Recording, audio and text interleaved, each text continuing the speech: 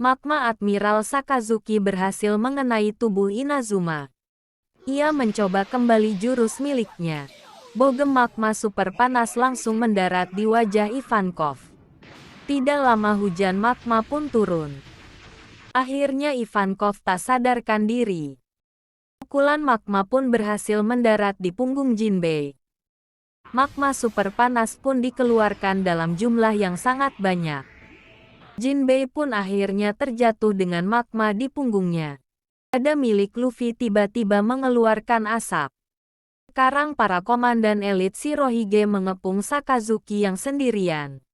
Tak selang lama tiba-tiba ledakan magma pun terjadi. Selamat datang di channel yang akan membuat ringkasan tentang episode anime. Jangan lupa subscribe, like, dan share. Tanpa berlama-lama lagi mari kita mulai videonya. Episode ini dibuka dengan pemandangan bangunan Marineford yang benar-benar rusak parah akibat ulahnya Kurohige. Di sini Kurohige mulai menyombongkan dirinya. Ia juga berniat menenggelamkan Marineford dengan kekuatan dua buah iblisnya. Belum selesai berbicara Sengoku langsung menghajar si mulut besar itu sampai muntah darah. Sengoku juga memberi semangat kepada tentara marin yang masih bertahan. Tak butuh waktu yang lama Kurohige dan semua krunya sudah pulih dan sadarkan diri. Sengoku pun mulai menyerangnya kembali. Namun Kurohige sudah bersiap-siap dengan yami-yami miliknya. Adegan berpindah lagi ke Kizaru yang mencoba menghadang para aliansi Shirohige. Tendangan cahaya pun langsung menyambut kedatangan mereka sampai-sampai terjadi ledakan cukup besar. Cerita kini berpindah ke Jinbei yang masih membawa Luffy. Magma Admiral Sakazuki berhasil mengenai tubuh Inazuma. Ivankov langsung memarahi Sakazuki karena melukai temannya. Ivankov pun mengeluarkan jurus tersembunyi. Speednya jadi meningkat jauh dari sebelumnya. Namun tidak berarti apa-apa di hadapan Sakazuki. Ia mencoba kembali jurus miliknya. Bogem magma super panas langsung mendarat di wajah Ivankov. Tidak lama hujan magma pun turun.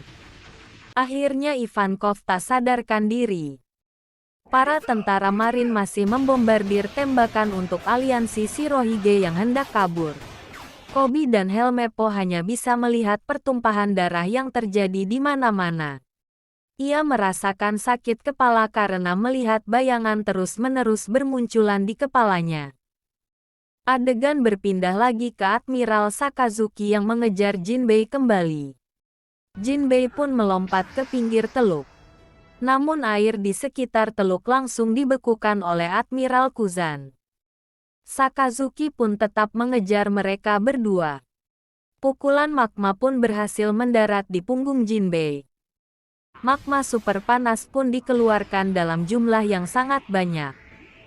Topi jerami milik Luffy pun sampai terjatuh. Jinbei pun akhirnya terjatuh dengan magma di punggungnya. Ia menahan Luffy supaya tidak terjadi hal yang buruk. Dada milik Luffy tiba-tiba mengeluarkan asap. Namun Jinbei malah meminta maaf karena ia membuat jumlah lukanya jadi bertambah. Admiral Sakazuki pun mulai berjalan menghampiri Jinbei. Admiral Sakazuki pun bersiap lagi dengan pukulan magmanya. Tiba-tiba ada pasir yang menyerang Sakazuki dengan sangat cepat. Itu adalah ulas sir krokodil. Krokodil juga langsung menerbangkan Jinbei dan Luffy tanpa alasan yang cukup jelas. Ternyata Jinbei dan Luffy ditangkap oleh Kapten Buggy. Buggy pun membawa kabur mereka berdua karena diincar oleh magma Sakazuki. Sekarang para komandan elit Shirohige mengepung Sakazuki yang sendirian. Tak selang lama tiba-tiba ledakan magma pun terjadi.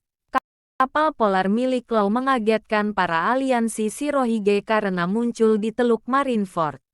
Law meminta ke Buggy untuk menyerahkan Luffy dan Jinbei padanya karena ia berniat menyelamatkan mereka berdua dari ambang kematian. Namun Bugi sedikit ragu kepada Lau. Terima kasih sudah menonton ringkasan episode One Piece kali ini. Nantikan video selanjutnya. Jangan lupa subscribe, share, dan like. See you next time.